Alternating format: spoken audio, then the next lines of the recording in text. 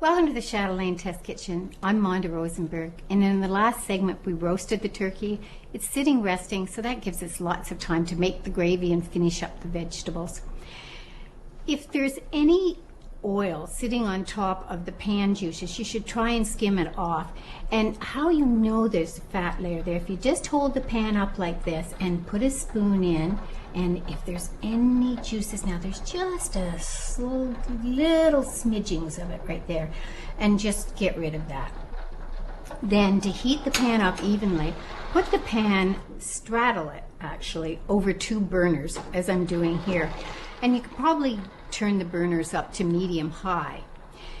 Then once you've got it bubbling and you want to take out all those little brown bits out of the bottom of the pan that you possibly can, because that's where all the good flavor is, you need to thicken it. You've got a choice of flour or cornstarch. I actually prefer flour. You can mix it with water if you want. A lot of people do that, but I find it a lot easier to just use a sieve and sprinkle evenly over the top of the pan juices, and that way I get a lot less lumping.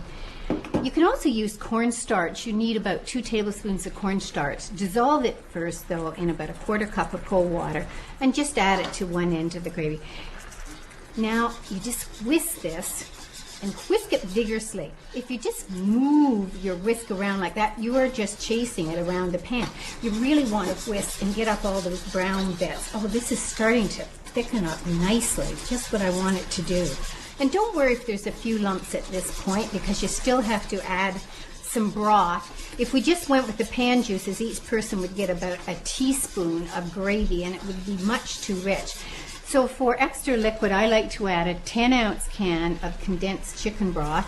You could also add that giblet water that you made with the giblets and simmered them in the water, or you could add chicken bouillon if you wanted. About 2 cups, probably be enough.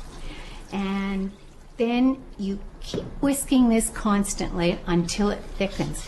Now that's going to take about 3 or 4 minutes, and I actually have one finished.